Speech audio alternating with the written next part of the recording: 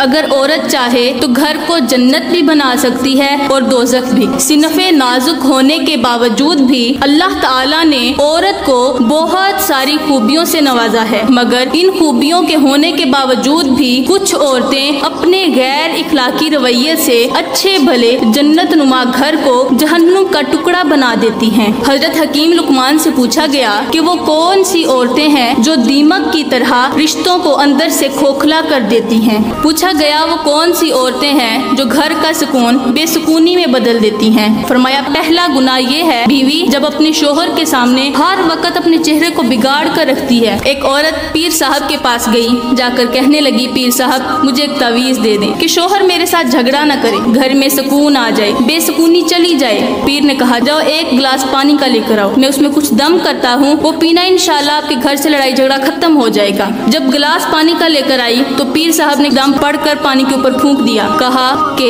جب تیرا شوہر لڑائی کرنے لگے تو جلدی سے یہ پانی اٹھانا، منہ میں ایک گھونٹ بھر کے منہ بند کر لینا، اور خبردار خیال کرنا کہ ایک قطرہ بھی حلق سے نیچے نہ جائے۔ جب تک شوہر بولتا رہے منہ میں لے کر بیٹھے رہنا، جب وہ چپ کر جائے، خاموش ہو جائے تو اس وقت پانی پی لینا۔ اس عورت نے کیا کیا، گھر چلی گئی اور جا کر یہ عمل شروع کر دیا۔ چند دنوں کے بعد شوہر راضی ہو گیا، اس پر خوش رہنے لگا۔ اب شوہر نے معذرت کی، کہا میں ہی غلط تھا۔ کچھ دنوں بعد سارے جھگڑے ختم۔ تو اس کا مطلب یہ ہوا کہ اگر میاں بیوی دونوں میں سے ایک بندہ خاموش ہو جائے، جھگڑا آگے بڑھ ہی نہیں سکتا۔ دوسرا گناہ کون سا ہے عورتوں کا؟ وہ یہ کہ ہر وقت عورت کا بے حیا رہنا، بے پردہ رہنا۔ رسول کریم صلی اللہ علیہ وآلہ وسلم نے عورتوں سے مخاطب ہوتے ہوئے فرمایا کہ میں نے جہنم میں عورتوں کی تعداد زیادہ دیکھی۔ کیوں؟ وہ جب وجہ پوچھی گئی تو رسول کریم صلی اللہ علیہ وآلہ وسلم نے فرمایا شوہر کی ناشکری کی وجہ سے عورتوں کی تعداد جہنم میں زیادہ دیکھی۔ میری پیاری اسلامی بہنوں، ایک بات یاد رہے کہ جو عورت اپنے شوہر کی غلامی نہیں کرتی تو ایک وقت ایسا آتا ہے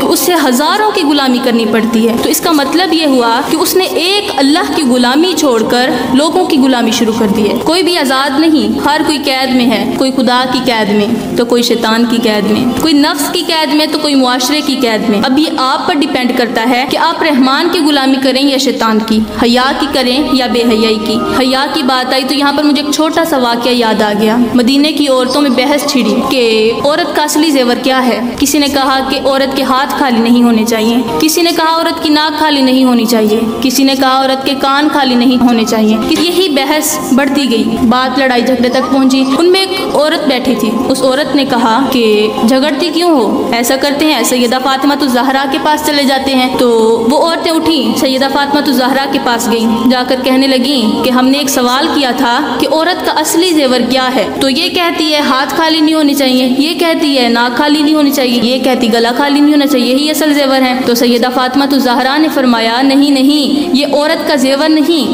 بلکہ عورت کا اصل زیور تو حیا ہے۔ وہ پردے میں نہیں بلکہ اس کی آنکھوں میں بھی ہونا چاہیے، جو ہر وقت اس کے پاس ہونا چاہیے۔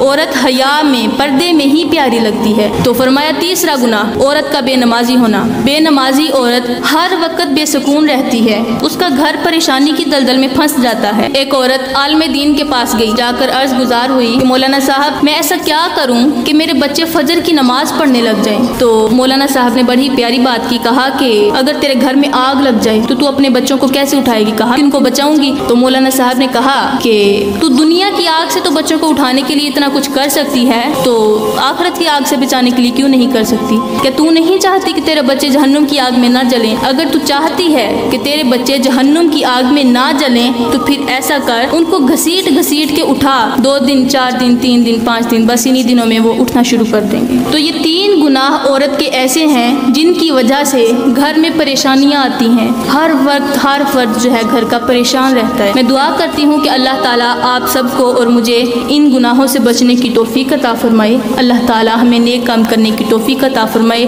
آمین ثم آمین، وما علینا الا البلاغ المبین۔